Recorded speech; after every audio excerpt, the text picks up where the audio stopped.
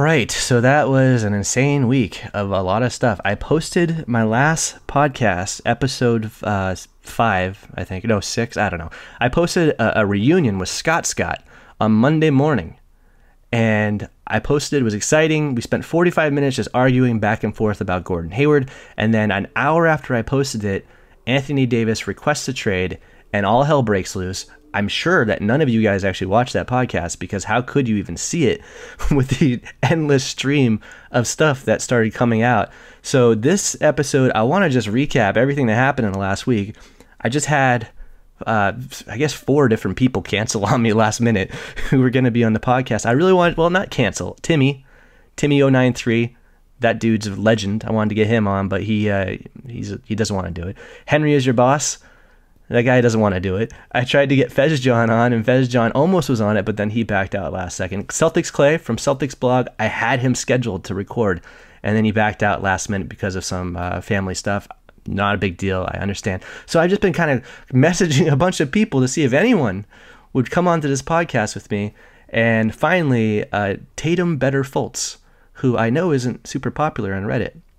He's another one of those guys that people think is a troll, but gonna get him on. I'm gonna call him right now, and we're gonna recap this week. It's a crazy week. I have a lot of thoughts on it. I'm really pissed off at the media and the way they've been presenting everything and taking everything out of context. So expect a lot of rants from me, which I'm not normally prone to do, but I'm pissed off. So let's call him up and see how this goes. Can you hear me now? Yeah, Tatum better than Fultz.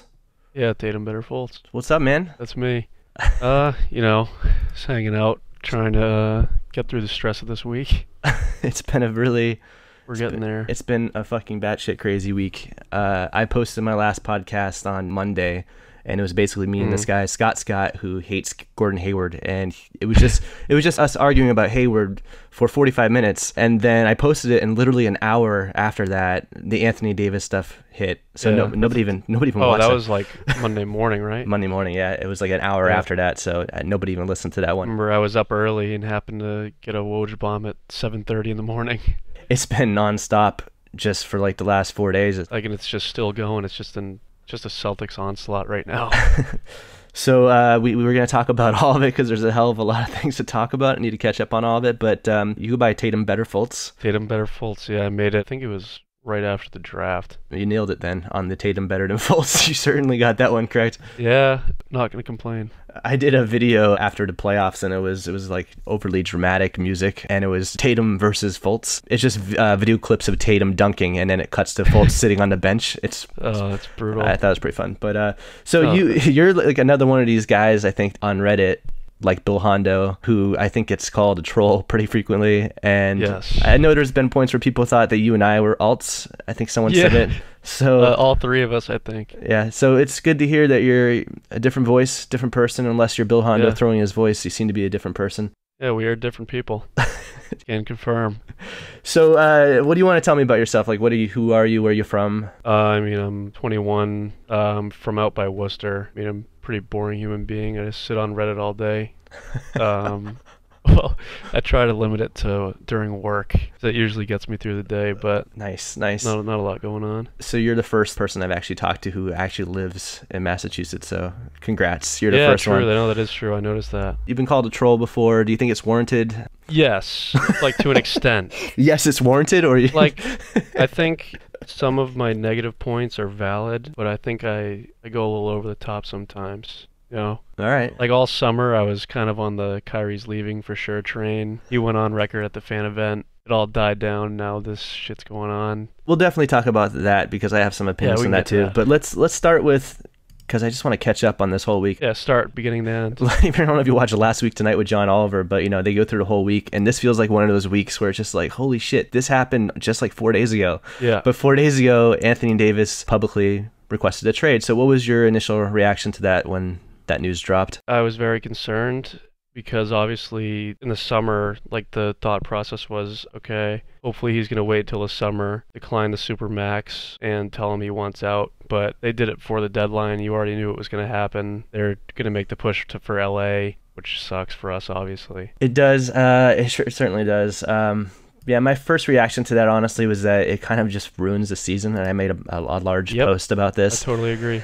And I mean, it was honestly, it was a little reactionary because I was just in a moment, but I was thinking about this. I was kind of playing it out in my mind, and I'm thinking about like, so assuming that we get past this next week without killing ourselves, Yep. and we actually get past the trade deadline, then I just saw this as hovering over this entire season. Like, we're already seeing people on Reddit who are just talking about it nonstop, but it's all over the media already, right? So when I posted this, I'm like, I'm just thinking about how this is going to play out post trade deadline, and what's the mindset of a guy like Tatum, who now everyone's like, oh, we're going to trade Tatum, he's going to be part of it. Like, how does that guy lock in and like embrace Celtic pride and embrace this run when he's just like feels like a sitting duck? Yep. Or a guy like Jaylen Brown, who's coming off the bench right now. I just imagine this guy, I don't think he has an agent yet. I think he still represents himself. Jaylen, yeah. If I was his agent, I'd be saying, dude, just make sure you don't get hurt. Yep. Just get through this season, you know, without getting hurt, because next season, you're going to be a starter probably on New Orleans, and you can just be like the king of that team and get 35 40 minutes a game, and you're playing in a contract year. So just get through the season. So I was just thinking of it from that standpoint about how it just must suck for this locker room. Yeah, I totally agree. I made a joke that was like, in the locker room, if they start having a little bit of trouble, my agent tells me you're in the trade package will be the version of mom tells me you're adopted. You know, it's just like, pretty much. It's just like, you know, hover over everything. But I do have to say that Danny Ainge came out shortly after that. He admitted that he's talked to the guys. And yeah, no, I mean, I respect the hell out of that. He was on Toucher and Rich and talked about it. And then, I mean, honestly, we've had a couple games since then, and Brown and Tatum have both looked really, really good. Very good. Pumping up that trade value. Pumping up the trade value. But think about that from a fan standpoint as well. Yeah. If we get past the deadline and Davis is not moved, how do you get attached to these guys for the rest of the season knowing that one or both of them is going to be on the move? Like, it's brutal. It sucks. Like, I said that I bought my dad a Jason Tatum t-shirt for Christmas, and now it's like, you know, you better get some use out of that t-shirt because he could be gone. Like, I have 3 Tatum jerseys, and I'm not going to be happy if he's gone. It sucks. I mean, from the fan standpoint, it does suck. It's hard to get truly emotionally invested in these guys when we're now just seeing them as like trade filler. Yep. And not trade filler, but just seeing them as like, oh, you know, how can I really embrace Jaylen Brown and Jason Tatum when we're just sitting here and we're really all kind of operating on the assumption that one or both of these guys could be sent out. I mean, that does suck. And we're seeing it already with the game threads. Like, in the game threads, people are still just talking about Davis in the game threads instead of talking about these guys. Guilty. Yeah, right. It's such a distraction right now. And we're going to talk about what Kyrie said in a little bit, but I just hope that this team can just keep winning and just silence this. I'm not too worried about the team. Obviously that start was tough, but as far as like the state of the team goes, I still think we finish top 3 seed and probably at least Eastern Conference Finals. But the main issue here is home court at this point, because it seems like we just can't win in Toronto, but they also can't win here. Yeah, I think we jumped up to 4th last night, and we're maybe a game or a game and a half behind Philly. So right now we're a game behind Philly, like you said, 4th seed. So we can probably move up to that 3rd seed and have home court, which would be great. But that brings up another thing. Is like right now, this last month, we just had like the best month that we've had all season. Like across the board, our guys, Tatum put up great numbers. Horford was outstanding. Kyrie was amazing. Brown finally got it cooking. I made this post where I just kind of went through all their stats, and like individually, all these guys are looking really, really good. Yeah, I saw that. And, you know, we played at a 60-win pace during those games. We just had 2 pretty convincing wins. Yeah. I mean, even the past couple months, if you look back, other than that Florida road trip, and maybe one other team was on that road trip, we haven't really had a bad loss since like a couple weeks before Christmas, I think. Yeah. We have a 9-game winning streak if you don't count the Warriors game because they're not a real team. Well, yeah. Yeah. It should still be intact. The Warriors are essentially an exhibition team made up of a bunch of all-stars. Yeah, they don't count. I just was seeing this Timmy093 on Twitter. He just had a pretty great series of tweets where he just kind of went over like all the positives. He's the man. That guy's great. I actually tried to get him on this podcast, but he's from Poland and he says he doesn't want to have the language barrier. But he had this tweet and he's like, listen, we've won 9 out of our last 10. Kyrie's playing the best basketball of his career. Hayward's getting his athleticism back. Horford's showing that he's still, playoff Al. Jaylen Brown's turning the corner. Jason Tatum was 4th among East front court players in All-Star voting in his sophomore year. Yep. Marcus Morris. A lot of positives. Marcus Morris is now the best 3-point shooters in the NBA. Like he went over his whole thing, but it's true. Like there's so many positives. And yet I saw, a pretty notable Twitter user who posted to his many followers that like, wow, what a terrible week the Celtics just had. Like, really, this hasn't been a terrible week. This, if you tune out some of this media noise, The team itself. Yeah, I mean, come on. the team is playing great. Like, they are playing great, and they should get a lot of credit for it. So let's move on to this next thing. So right after the Davis trade request, there is the Chris Haynes report. For Davis, he said that Boston's not a top choice. A growing belief of uncertainty that Kyrie Irving will not re-sign with Boston, even though he vowed to do so at the beginning of the season. So what was your initial reaction when you saw that? Because I guess you've had a lot of opinions about Kyrie leaving. My initial reaction was the report's probably a crock of shit, because we know Haynes he has ties with Clutch, and Rich Paul could very easily use him as a mouthpiece. And my other thought was, oh, here we go again. The same thing Paul George said, the same thing Kawhi said. I'm going to LA, nowhere else. And then George ends up in OKC and stays. Kawhi ends up in Toronto and might stay. Like, I didn't really think it was the end of the world. Yeah, I agree. If people who are listening to this, and I don't only have, maybe there's probably 5 people listening to this, but if you don't know who Rich Paul is, he's the president and founder of Clutch Sports. He's basically like a mafia boss at this point. Did you ever read this guy's Wikipedia page? It's kind of funny, like how he actually met LeBron James. Yeah, it's actually no. He's not LeBron's original agent, I don't think, though. So Rich Paul and him go way back to when like LeBron was in high school. Really? They met because Rich Paul was basically like this guy that would go out of state and get all these vintage jerseys. Really? Like vintage throwbacks. And he'd bring them back in his car and he'd sell them to people. And he somehow got connected with LeBron and had like these vintage jerseys. And LeBron's like, great, you've got like this vintage Warren Moon jersey. And that's how they connected. Like, this guy's a hustler. Warren Moon? Yeah, I think so. A Warren Moon jersey. Oh my God. But yeah, he's like a hustler. And this guy's now like one of the most powerful people in all of the NBA. So when Chris Haynes tweets that, this is not even like a conspiracy theory. Like, these guys in the media, they have sources. They have to get their sources from someone, and it's like clear that he's Rich Paul's guy.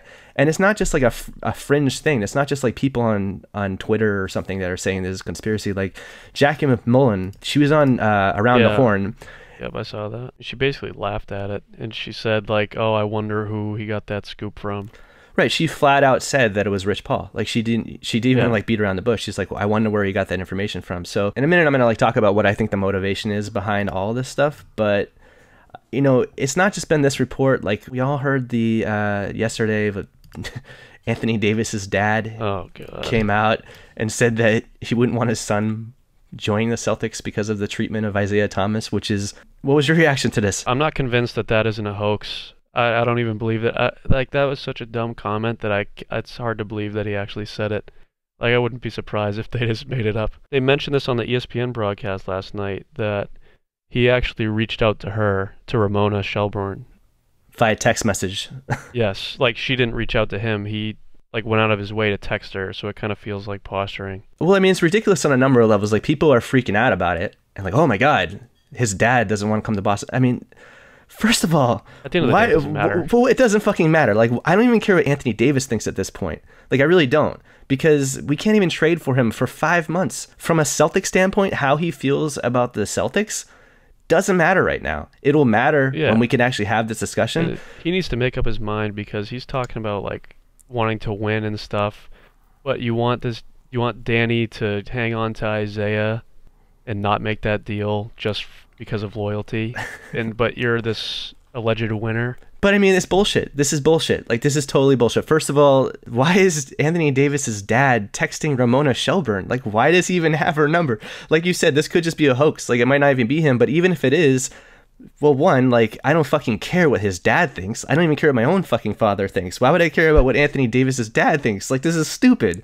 This is like, why do I care about Big Baller Brow? What he thinks about this situation? Big Baller Brow. It's stupid. And then second of all, like, this whole thing is just like, it's probably posturing from, like, I have a whole theory on where this is all coming from, but even if my theory isn't true, I don't fucking care what Anthony Davis's dad thinks. It doesn't matter. You're going to get into that theory? I'm going to get into that theory. So, but the other part I want to say about this is that Kevin O'Connor tweeted this out. Oh, I saw that he roasted him. I hate to mention this because he deleted the tweet like right after, but he tweeted it out saying that it was ironic that they're playing the loyalty card right now when his son just demanded a trade from the Pelicans. Like, this is so fucking stupid. Yeah. And then beyond that, LeBron James has no great history of loyalty either. Like, this whole thing is dumb. It's stupid. Forget about it. It's not even a story. Yeah. Like, I feel like once the trade deadline passes, I think the narrative changes and the Celtics are a preferred destination. Like, I feel like it has to just be trying to push a deal before the deadline because half the stuff that's being said just makes zero sense. Absolutely. I completely agree. And it should be noted before we even say that Anthony Davis just came on record and he said that he never gave the Pelicans a preferred destination. He never said that. I did see that, but that also seemed like him trying to avoid a fine. That's possible, for sure. So anyways, here's like, I guess my theory on this, and I've posted this a few times on Reddit. If you think about this like logically, there's one part of this which is that all this stuff that you're seeing in the media, it's all at least partially to get clicks. It's to get you listening to their podcasts. It's to get you tuning into the post-game broadcast. Like they're making advertising money off of this. It's all about making money. Like the NBA has become a full-time hobby, and I'm personally obsessed. So I'm part of this. Like I watch all of this stuff. I eat it up. I'm helping them make money off of it. But the drama sells, and like keeping out this constant stream of drama is pivotal for the media. Like that guy who tweeted that this is a bad week for the Celtics, it wasn't a bad week for the Celtics, it was a killer week for NBA media. But putting that aside, the logic of this makes sense. So if I am Rich Paul and Anthony Davis right now, just like you just said, my motivation right now is to get the fuck off the Pelicans. And the only team that can make that offer, you consider just a 2-horse race right now between the Celtics and the Lakers. Everyone kind of acknowledges that these are the two teams that have the most assets and the most likely destinations for Davis. It's a 2-horse race between these teams. But Boston is saying, well, let's hold off for 5 months. Let's delay this race for 5 months. And if you think about it from Rich Paul and Anthony Davis' standpoint, that means that they're going to have to spend the next 5 months just sitting around being a sitting duck in a situation that sucks. Like he doesn't want to play there. It's a below 500 team. He wasn't selected as an all-star starter, which is probably extremely insulting to their brand. They're probably trying to get endorsement deals, and nobody's like, why would I give you an endorsement deal? You're playing on a team that can't even sell out your arena. Like their motivation right now is just to get out of there. And the trade deadline's in like 5 days. So obviously from their standpoint, they want to try to get any kind of dirt out there that will convince the Pelicans that the Celtics are going to like not be a player in this. They're like, well, Kyrie's leaving. He's not even going to be there. I mean, they're saying, he's just going to be a rental. They're not going to give you a big offer. They're trying to make this whole thing into a one-team race so that the Pelicans will essentially say, fuck it, we'll just trade him. We'll move on. We'll just get this over with now instead of waiting 5 months. Even though everyone acknowledges that like they're going to get the best offer if they wait 5 months. So all this stuff, like all these reports, even the Kyrie Irving stuff, I understand it from their standpoint. Whoever's leaking this stuff, it makes sense because on one hand, I should give you a second to talk here. I'm sorry, man. No. Please do your thing. If you can convince the Celtics that Kyrie Irving is leaving, then perhaps they'll trade him right now. And if they do that, then suddenly the Celtics are a player and Anthony Davis as well. And it becomes a 2-team race right now, and they don't have to wait 5 months. But in the meantime, they just want basically the Celtics to concede and say, well, we can't do it if it's going to be just a 1-year rental. We can't give up Tatum. They want the Celtics to basically back off, or at very least, they want to convince the Pelicans that the Celtics are full of shit when they say, we'll give you the world. They want to go to the Pelicans and say, Boston's lying to you. They're not going to give you shit. Just take our offer now. We'll give you everything now. Let's just get it over with. And that's the whole motivation behind this. Unbelievable how this stuff works. Like, did you, I think the new Woj podcast that dropped yesterday, did you happen to hear that? I missed it. What did he say on that one? Well, it dropped like midday yesterday with Bobby Marks, and he said, he kind of reiterated on the ESPN broadcast last night during the game, but he said, like, the Celtics have heard from Kyrie within, like, the last few days that he is committed to the franchise. So I just don't understand how Clutch is trying to drive this shit down everybody's throat. Like, I feel like Woj kind of squashed it yesterday. Yeah, I mean, if you think about it, it's low effort stuff. If you're Clutch, the media is going to eat this stuff up. You know that. And we know that they're basically going to be doing this in vain because it's pretty unlikely the Pelicans are actually going to cave and trade Davis right now. And they have no reason to. They have no reason to. They should wait the 5 months. You know, obviously the Celtics are going to have a killer package to offer for him. Obviously the Knicks are going to have a package built around potentially a top 3 pick, right? Yep. So there's no real reason for them to do this, but it's a low effort thing. Clutch and the Lakers and Davis's camp, they can all kind of throw shit against a wall right now and just hope that maybe they create enough drama that Kyrie demands a trade. Yeah. Or maybe they create enough drama that the Pelicans decide, oh, you know what? I don't think we trust that Boston is actually going to be able to keep Kyrie from all these reports we're hearing. I mean, it's nonsense, but the idea is that if they create enough hysteria here, then maybe, just maybe, when they come at them right before the deadline with their best offer, then maybe the Pelicans will say, screw it, we're just going to do it. And that's what this is all about. And I get it. I mean, I do get it. I think that once we get past this trade deadline, it's a whole different story. Boston will then be a legit possibility for Davis. And their story is going to completely change. It's going to be, oh, yeah, well, Boston is... Because if you think about it from the logic of what that team is, we check all the boxes of what Davis wants. He wants to play for a winner. He wants to play for a team that has a large fan base. He wants to play for somewhere where he can become top voter in the All-Star game. Yep. He wants to get endorsements. That's Boston, like, across the board.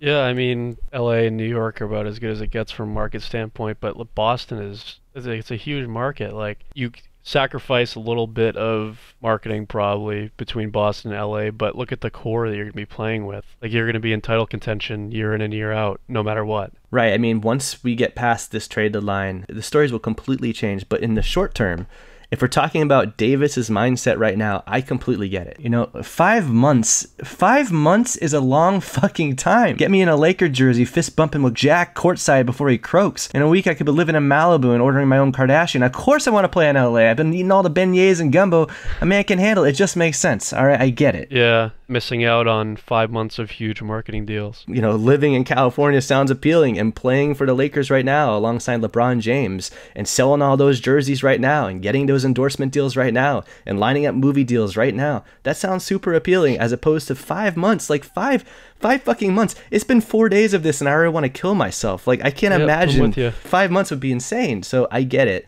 But once we get past this deadline, everything will change.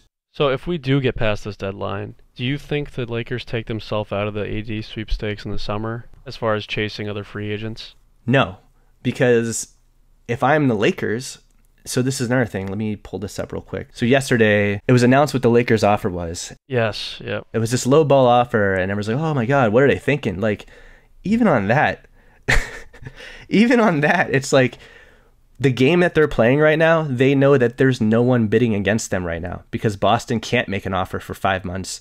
And the Knicks, it's like, you're not going to send Davis to the Knicks right now and then screw up the pick.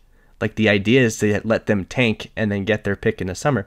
So the Lakers know they're not bidding against anyone. So it makes sense, if I'm the Lakers, to start with this lowball offer.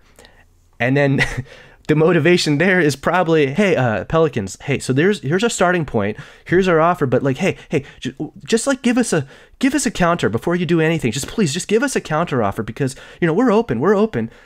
All they want to do is just kind of coax the Pelicans into saying, well, no, we won't do that, but would you consider including Ingram? And they'll say, yeah, we'll do it. Yeah. So they're just going to keep ramping up their offers over the next week. It just makes sense to, so that right before the trade deadline, they can call him up one last time and say, hey, we'll give you Ingram, we'll give you Ball, we'll give you fucking Hart, we'll give you Kuzma, we'll give you all these picks. Zubac. Everyone, it's Zubac, everyone. Because it doesn't matter. Like, if you're the Lakers, you're willing to give up essentially the entire team. Because if you do, you're positioning yourself to add a third star. So I'm looking at their salary cap right now, and it actually is in their best interest to shed the salaries of Ball, Ingram, Kuzma, all these guys, because then they'd have, between LeBron and Davis, they'd have about $70 million committed, because you have to include Deng's stretch provision as well, which gives them around 35 to 40 million to add. What is Davis at? So Davis, I think, is at like 27 million next season. Add up Davis plus LeBron, who makes 37.5, plus Deng's 5 million. Your goal, if you're the Lakers, is just to have Davis and James, which puts you somewhere around 70 million. And then for the remainder, 30, 40 million of cap space, going after all sorts of players. There's Klay Thompson, there's Kawhi Leonard. Obviously, people are going to say Kyrie Irving, Kemba Walker, you know, all these other guys that are out there.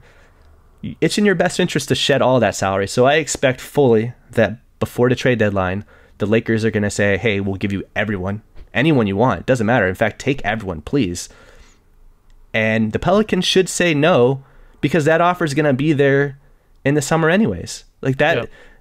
It makes sense for them to offer that. Like you said, like it doesn't make sense for them to really wait and try to sign Davis afterwards, because just trade all that shit for Davis and then sign another star and then you're ready to go. I mean, I'm sure that's what LeBron wants, right? He's not getting any younger. He doesn't want to wait around. But how far do you think we need to go to beat the Lakers' best offer, which is probably Ball, Ingram, Kuzma, and maybe Hart? I mean, that's tough to say. So Brandon Ingram right now has actually played really, really well. He's been pretty good lately, yeah. Let me pull up his stats. On a related note, did you see the report the other morning about how we might be listening to offers on our young guys? No, who posted that?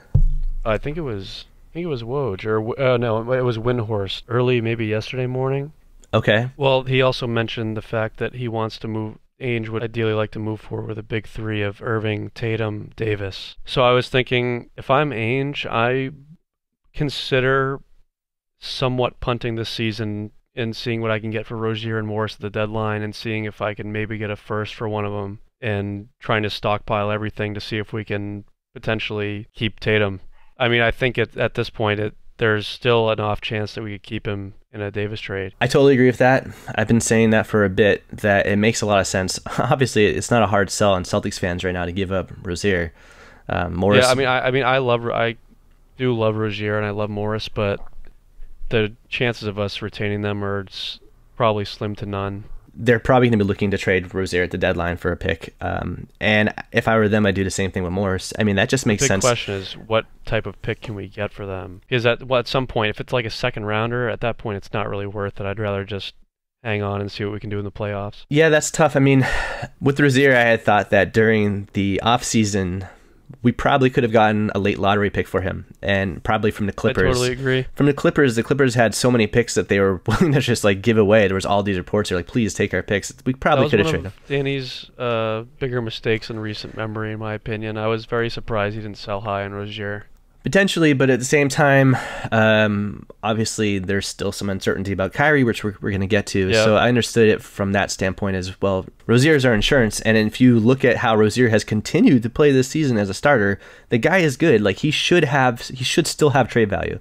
Whoever he goes to is going to retain his bird rights, and he's probably going to be very motivated to sign an extension. Yeah, I agree. Or they can match him. So I totally expect that they could get probably a late first. Maybe a protected first. It's not going to be a high lottery pick, but they could get a first from him. A late first would be fantastic. They could get a late first from him. As far as the Davis sweepstakes goes. And it makes sense to do that. Unless part of the plan is to try to convince Rozier to accept some kind of sign-in trade in which he's one of the assets you send out to the Pelicans, yep. Then it makes sense for them to try to trade him right now. And same with Morris. Like I think that it makes sense to move Morris, especially because I'm still holding out hope. I feel like I'm one of the few that's holding out hope that Hayward is just right around the corner from improving quite a bit, and I want to give Hayward and Brown more minutes. So I would like to see Hayward get more touches. If Hayward can make a Davis deal like that, he's also part of the potential keep Tatum option. Yep. Because if he shows like some real flashes, like consistent flashes, not like every once in a while against the Timberwolves, like legit flashes. Maybe the Pelicans, looks like they're going to hang on to Drew Holiday. Maybe they say, we don't want to totally go under. Let's try to field a team of like Drew Holiday, Hayward, Jalen, and whoever else they get back from the Celtics, and maybe they try to stay a little competitive so the franchise doesn't just completely go to shit. Yep. That's possible. So just to go back to what you said before, so Ingram has actually played pretty well in the last month. He's averaged 19 points, 51% shooting. However, his three-point shooting hasn't been great. His free throw shooting hasn't been great. So a lot of Laker fans are all like saying, oh, he's been amazing, but he hasn't been that great. Yep. He's still an asset, though. He's 21 years old. Obviously, Kuzma continues to be an asset. I still think Lonzo Ball has a decent future. Like, I know that a lot of people are... I'm a Lonzo fan, personally. Yeah, a lot of people out on him, but he has a decent future. But you got to consider what Boston's going to be able to offer. Those picks, we're going to have at least a lottery pick and the Kings pick. It's not going to be what we hoped, but it's going to be more than likely a late lottery pick. Very tough stretch coming up. Very tough. Yep. And then that Memphis pick has a lot of value heading forward, so they're going to be able to offer that. Jaylen Brown is not a fucking slouch. So if they try to offer Jaylen Brown, he's been fantastic lately. He's been amazing in the last month. Like, that guy continues to be a star potential. He is, like, if he keeps playing like this, there's a possibility that he could be like the centerpiece of a Davis deal. I agree. So, like, along with all the picks, obviously. It will be interesting to see how this all changes. It's almost not even worth talking about it right now, because what if Tatum blows up and has an amazing couple months at the end of the year, or someone gets hurt? Or what if Davis gets traded Monday morning? Right. It's almost not even worth talking about. I do expect that front to heat up like Monday, though, after the Super Bowl, once everybody gets back in the office, getting after it. It's going to be a shit show after the Super Bowl. It's going to be a very bad week. I'm not looking forward to it. Well, great for us, because we're like NBA junkies. Yeah, we'll eat it up. But the other thing is, I'll say this, though. There is a chance that come the summer, the Pelicans will not get the kind of offers that they hope. Certainly possible. Because I think the narrative will change at that point. And I think that if I'm Danny Ainge right now, I'm saying, yeah, just wait. I'm going to give you Brown, Tatum, Hayward, everyone you want. I mean, but look at the past stars that have gotten moved. Right. At the time, like most of them have panned out. But at the time, the return is usually pretty underwhelming. Go back as far as Cousins, and everybody was shitting on the Kings, even though that did end up being a pretty good deal for them. In retrospect, Paul George, yeah, but I love Buddy Hield, but that's another discussion. Same thing happened with the Paul George one. That one looks great in retrospect. Paul George looked terrible at the time. I mean, how it played out doesn't really matter, because at the time it was a pretty underwhelming return.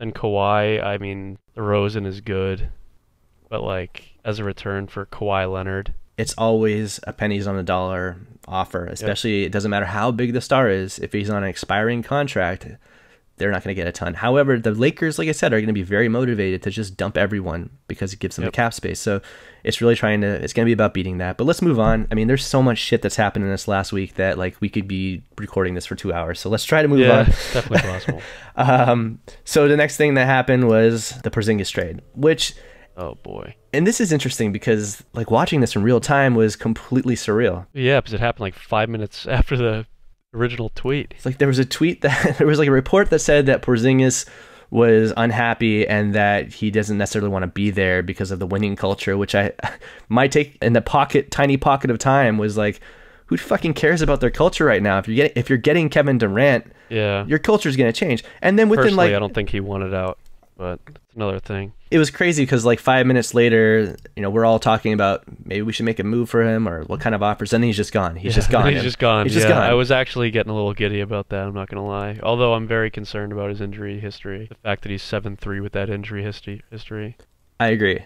And I was saying that before his even most recent bout of injuries, he seems to be one of those guys that could be medically retired by the age of 28. I agree.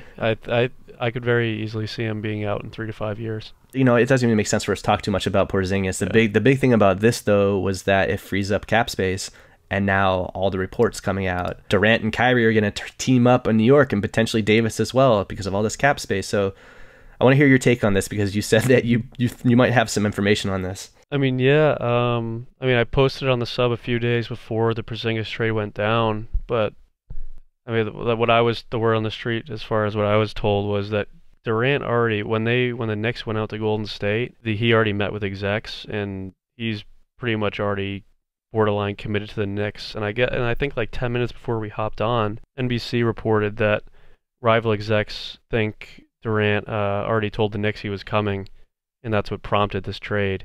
Yeah, I haven't even seen this. I just pulled it up right now. Rival exec believes Knicks were told Durant is coming to New York.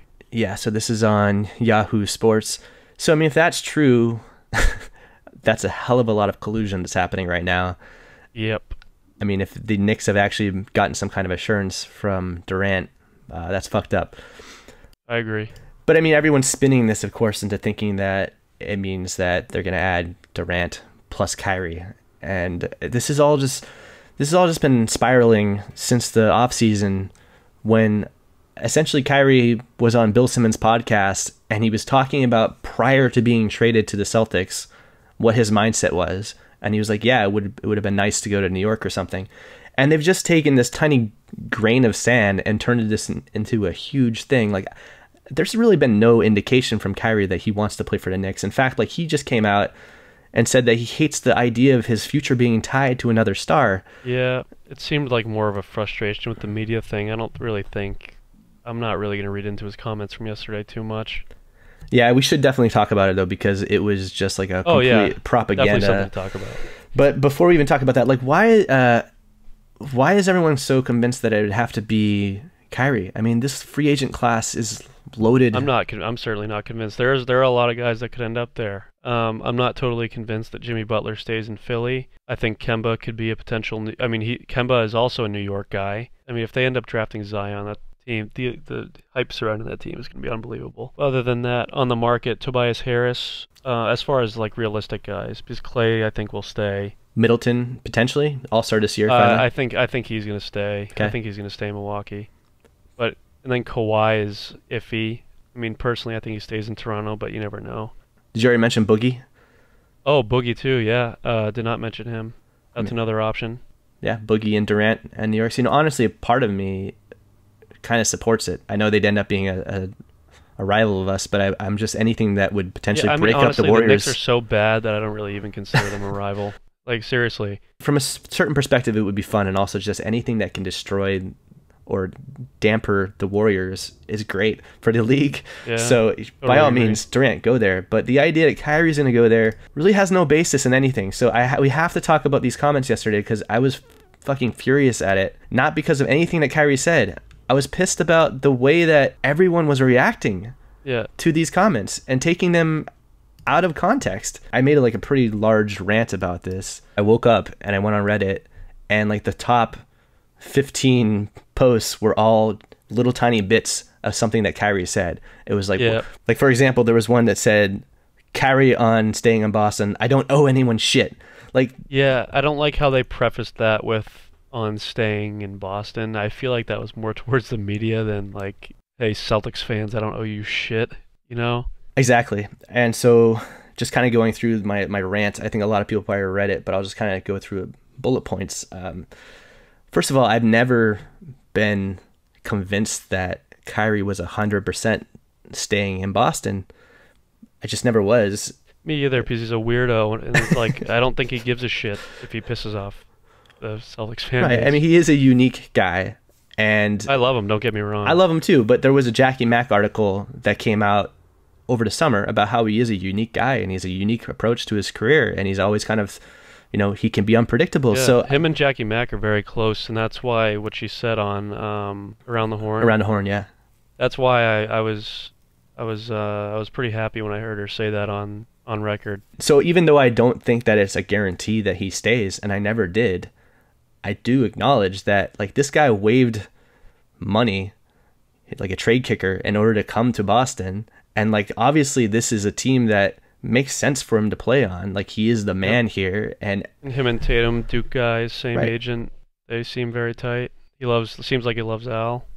Everything about playing here makes sense for his career, but I acknowledge that there's a chance he can leave. And I said this prior to him even making a declaration during that fan event. Like at the time, there was so much buzz that was all misguided and misinformation anyways, but it was all this buzz about Kyrie to the Knicks, Kyrie to the Knicks, Kyrie to the Knicks. It was all anyone was talking about.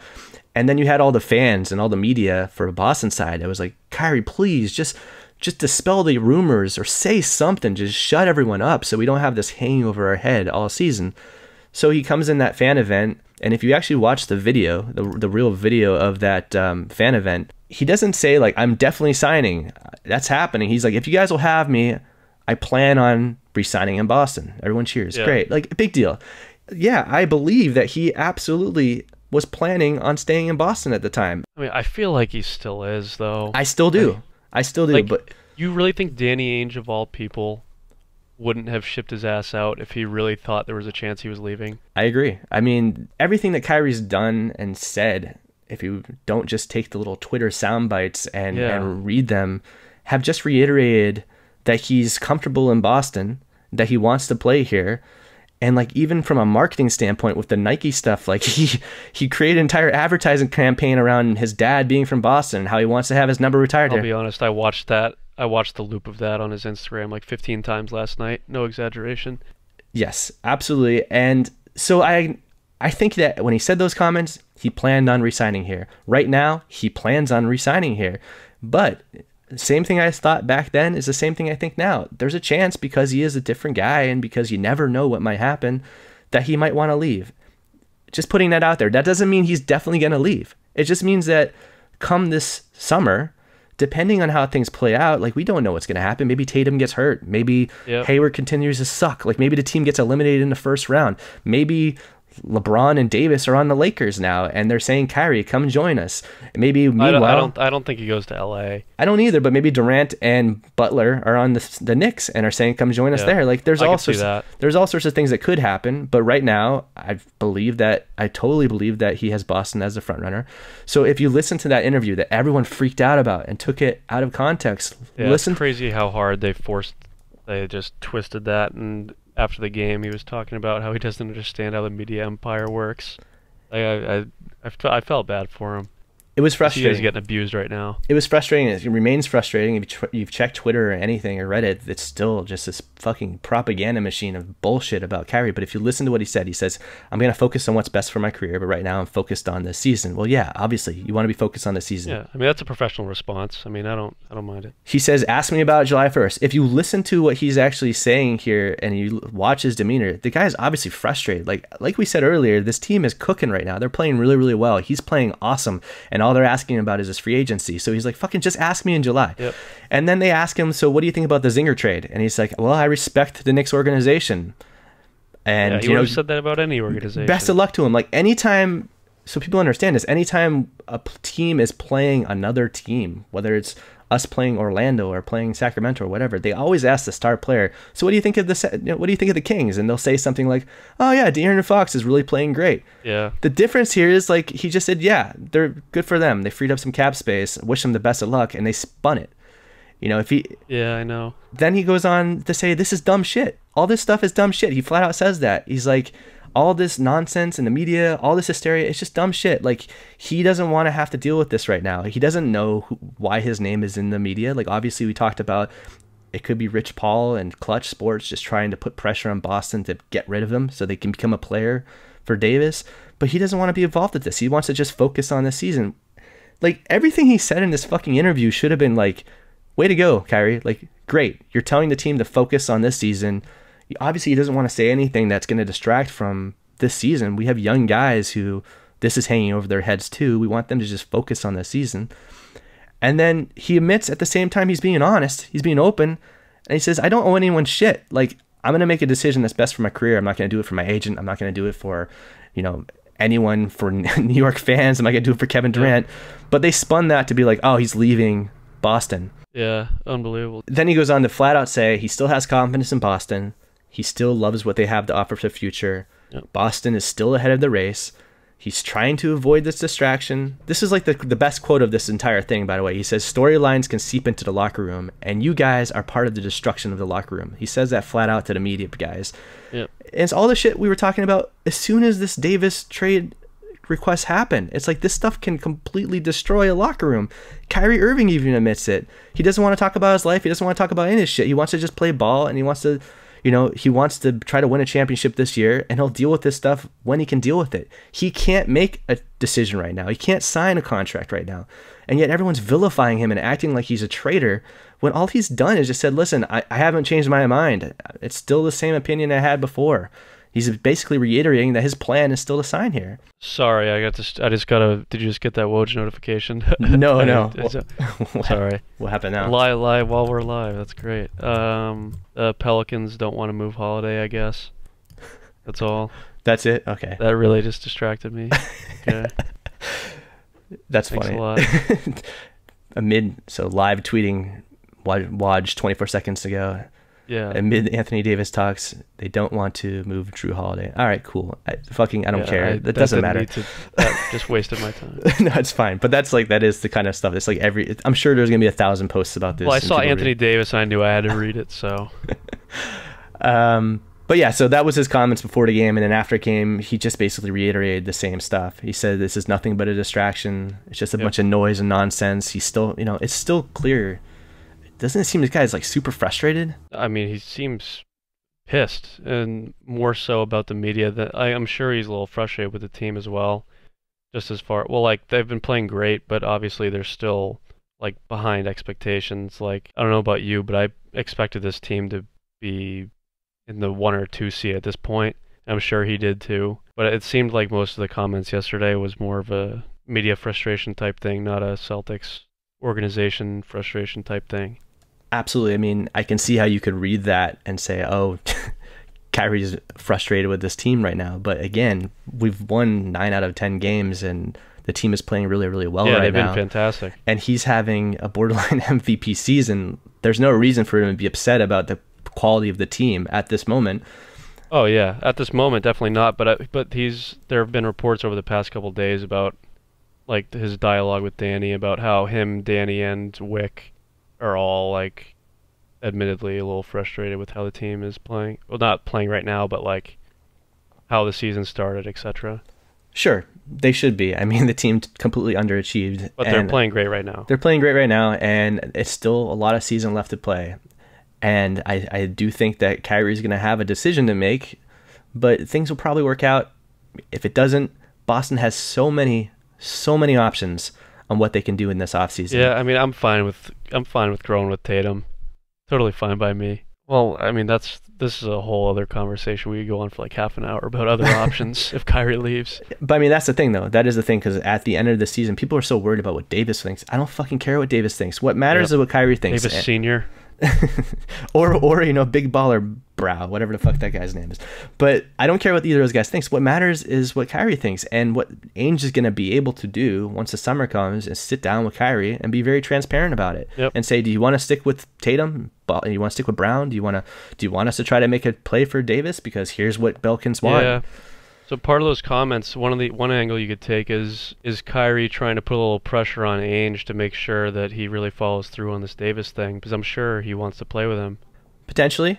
And also potentially just, you know, he still can't fully say, I'm definitely signing here no matter what the contract offer is. He needs to make sure that Ainge pays him an extraordinary amount of money, and he needs to make sure that they're not going to fuck this up. So from his camp, it makes sense. From Kyrie's camp, because you can't say it definitively, because anything can come up between now and the draft or July 1st.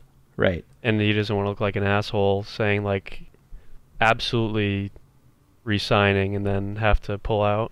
Exactly. I mean, they will be able to have this conversation with him, though, once it's relevant, once it's pertinent. Yeah. You know, they can sit down with him and they can say, hey, Kyrie, you know, even if Davis does get traded to the Lakers, they can still say, Kyrie, here's our options. Like, we could try to work a sign and trade for Kevin Durant. Like, that's not completely out of the realm. That's another thing that I think is possible. It's not out of the realm of possibility. If he's not going to the Knicks. Once again, bringing up Jackie Mack. She even mentioned this on a podcast with Windhorse just a few weeks ago. She was like, yeah, Durant to Boston's not out of the question. So they're going to be able to sit down with Kyrie and say, what do you want for your future? Here's what we're offering. Yeah. And then Boston should be the front runner. That will be the front runner. We'll be able to get him more than likely. Yeah, I mean, there's obviously mutual interest based on what went down a few years ago. But think about that from Durant's perspective, like reviving the Celtics-Lakers rivalry to the two best players in the world at the head of it. Sure. And then you have the LeBron versus Kyrie factor in it too. Yep. Like, that would be a marketing dream. Sure, that's possible. I mean, all this stuff is possible. Everyone just needs to relax. Totally agree. I know I'm heated in this podcast. I mean, I'm heated, but I'm more heated. We got 5 more days to go. I think we'll make it. It's gonna get worse before it gets better. I mean, these tweets are coming so fast, and by the time I post this, it's gonna be irrelevant, I'm sure. And the thing is, like, they're probably gonna start, from Davis's standpoint, they're probably gonna start trying to put more pressure on the Pelicans to try to make a move right now. So maybe they'll say that he's gonna sit out this season. Maybe they'll threaten all sorts of things. Like, they're probably gonna create more drama. Even if they did say he's gonna sit the season, like, if I'm the Pelicans, I don't give a shit. You shouldn't. They shouldn't give a shit. Just wait for the best offer. Anytime one of these guys gets traded, whether it's, and again, we've brought them up, Paul George, Boogie Cousins, in retrospect, those deals look great. But whenever those trades happen, people are always like, wow, why didn't they wait to get better offers? Why didn't they always just kind of like jump to something, and people get so pissed off. Yeah. The Pelicans need to learn their lesson from this and just wait the 5 months. Your team's not going to get any better in the meantime. Just fucking wait. And I think even the Lakers and Clutch and all these people know it, but they still have to go through the motions and they have to do their due diligence of trying to fuck up this next week to try to push the Pelicans. Yeah, I mean, I don't necessarily blame Rich Paul for what he's done. It just sucks on our end because, like, he's doing his job as an agent. Frankly, he's doing a pretty good job because, I mean, everything that's transpired, he's rattling cages, which is what was his intent. Yep. I mean, I can't really knock the guy for doing his job, but it's still just lame. Yeah, I mean, that if I would hire him as an agent. Let's just say that this guy's doing a fucking terrific job of playing the entire media as a puppet right now, and then pulling the Uncle Dennis card. Yeah, I mean, he's doing a great job. I can't even be mad at him. And I know that if we get past this trade deadline, as soon as we get past that, the story is going to change, and Davis will suddenly be open. Well, I've never seen a generational talent big man not want to go to the Celtics and then change his mind. Have you? Yeah, can't recall anything like that. Right, exactly. Someone brought that up, which is I even have that link saved here. It's the right before Wolves Celtics trade talk. Garnett says, forget it. I'm not going to go to the Celtics. Yeah, he had no interest. Garnett had every intention of going to the Lakers at that time. I remember this very vividly, and people were like, oh, no, we're never going to get Garnett. And then suddenly, oh, we got Garnett. You get Ray. Yeah, this stuff, it's annoying, man. This stuff's annoying. We've talked probably way too long already. Is there anything else you want to cover on this? I really appreciate you filling in and to let me vent. No problem. I mean, I can keep talking. We can stop talking. I don't care. Is there anything else that's been super on your mind for the last week that you want to? I think we covered close to everything. One last thing I want to bring up is this. This is the funniest thing I saw on Twitter. Someone took Bill Simmons' tweet and they replaced it so it looked like it was Donald Trump. And it's a Bill Simmons tweet. It says, Kyrie needs to stop talking about leadership. He's terrible at it. He's incredibly fun to watch, but if they trade him within the next 6 days, I'd be honestly fine with it. Go to New York in July and play for the worst team. That was kind of how I felt at the time, but that was more of it was reactionary. I don't know what Bill Simmons' game is either, man. I love that guy, but he's obviously in league with Rich Kleiman, and there's all sorts of bullshit happening there too. But anyways, man, I do appreciate you giving me a chance to vent. I had 3 people cancel on me last minute. That's always tough. I just want everyone to just tune out the bullshit noise. Try to embrace this team in the short term. Yep. I mean, I do think that some of these guys might be leaving at the end of the year, but in the meantime, let's embrace them. I fucking love Jason Tatum so much. I hope really bad that we keep that guy, but a lot can happen. So, yeah. Well, thank you for having me on. TatumBetterFultz. I appreciate it, man. TatumBetterFultz. All right, man. Thanks a lot. Thanks a lot. Hey, no problem. This is the weirdest podcast I've done, man. Like it was last minute you jumped in, and then I think I ranted for probably 2 hours here, but thank you very much. No, I think we covered a lot though. I mean, I don't really. What's your background then? Like, if you said as far as you said you used to do a podcast, right? So what was that about? Yeah, it was just for fun. I'm in accounting. It was just more of a side thing. Never caught on? I mean, I wanted to, but it's just way too much to handle. I'm not as far as website design and stuff goes, I can't do any of that shit. Yeah. I was more interested in the writing, podcasting aspect of it. I'm just doing this for fun at this point. I have it on my YouTube channel and whatever. If people want to listen to it, people like SoundCloud too. Anything YouTube for videos is good, but for podcasts, yeah, it's just because you can't. I don't think you can lock your phone while you listen to or watch YouTube videos, right? Yeah, that's the problem. So I mean, I still haven't put mine on SoundCloud because it was just I didn't want to pay the money. Well, but SoundCloud they charge you to once you hit a certain threshold, which sucks. Yeah, and this podcast is going to be probably 3 hours long. I think I forgot to put my timer on. I think it's an hour. Oh, that's good then. That's good. Yeah, right around an hour on the dot. Nice. But yeah, for the time being, I don't want to invest any money into this because I'll feel like a complete asshole when it fails, and I know it's going to eventually fail. I'm just trying to do it for fun. Oh, I mean, you put some pretty good stuff out there. I mean, it wouldn't shock me if it went well. Yeah, well, who knows? But basically Reddit is my really only outlet of trying to get any attention, and even the guys that are doing Twitter that. sucks. I want to love it, but it's just all hype beast 12-year-olds on there, and it's just camping out waiting to reply to Woj tweets. Even like I was really late on the Twitter game, and like I'm having a really hard time getting anyone to follow me on Twitter. So it's like I have nobody watching that. So even promoting it on Twitter is useless. So I had like 40 followers, and one of them was Zach Lowe, and he's still my follower. It's so random. Really? Yeah. So for some reason Zach Lowe follows me because I had this video. Probably liked your shit. Well, he's a Celtics fan. Yeah, it was the one I did where I joked about having grocery bags and replacement of the ball hog gloves. I don't know if you ever saw that. Yeah. So that one went a little viral, so I think he started following me based on that one. But it's just funny. And he's a Celtics guy, so yeah, it's just funny because people will message me and they're like, "You have like 10 followers. Why is one of them Zach Lowe?" And I'm like, I don't know. He accidentally did it when he was trying to block me. I don't know. Oh, it's probably a genuine follow. Maybe. I don't know. But yeah, man, thanks for coming on. Appreciate it. My pleasure. I wish I could have had more time to just talk about you as a person. I usually try to prepare and like deep dive into your history. But I feel you. But I just had to get this shit off my chest. So thanks, man. Yeah, and had to get it out there before more shit drops. And it's probably by the time I finish editing this and posting it, we'll have missed a. How long does it usually take you? A few hours? Probably a few hours, yeah. So I'll get on it right now and go ahead and send me that audio file as soon as you have it. Actually, I'm going to do that while I'm on here just in case. Okay, cool. All right, so that was TatumBetterFultz. That guy was fun. He was a ball of energy. It's good to keep up with him. Listen, I just finished editing.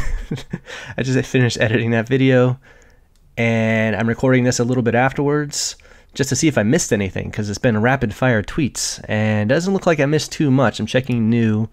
Apparently there's a post about Isaiah Thomas liking a tweet about how Boston dumped Isaiah Thomas. Apparently Isaiah liked that tweet. Okay, well, other than that, it doesn't look like I missed too much. I apologize for the ranting there. It's just that all this stuff in the media is super fucking irritating right now, and I know that most of these people that are commenting on it have incentive financially to create more drama. Listen, I'm not going to be the guy, who puts out a podcast filled with a bunch of drama where I make a bunch of mountains out of molehills in order to generate controversy and get more subscribers. Fuck that. Let's be real, Fuck Rich Paul and his fucking propaganda machine. Fuck the Los Angeles Lakers. Fuck the Knicks. Fuck Anthony Davis's dad. Fuck LeBron James. Fuck the Twitter trolls who are taking everything Kyrie says out of context. Fuck the New York media for incessantly pushing this false narrative that Kyrie wants out. Fuck ESPN and their fucking bullshit clickbait bullshit broadcast. Fuck Kevin Durant's agent, Rich Kleiman. If you're actually trying to form a Kyrie and Durant super team on any team other than the Boston Celtics, you can go fuck yourself too. Fuck Bill Simmons. I fucking love you, Bill. Even though you refused to take a picture with me in New Orleans, I fucking love you. But fuck you and your fucking endless stream of progressively puzzling piss poor Celtic takes. Fuck the Ringer while I'm at it. You never responded to my job application. I was a fucking good fit, you motherfuckers. And fuck everyone. Fuck this fucking podcast. Fuck putting cauliflower on pizza. What the fuck is that all about? I've been shitting all morning. Fucking had it. The fucking Celtics are the balls. I'm fucking mad as hell and I'm not gonna take it anymore.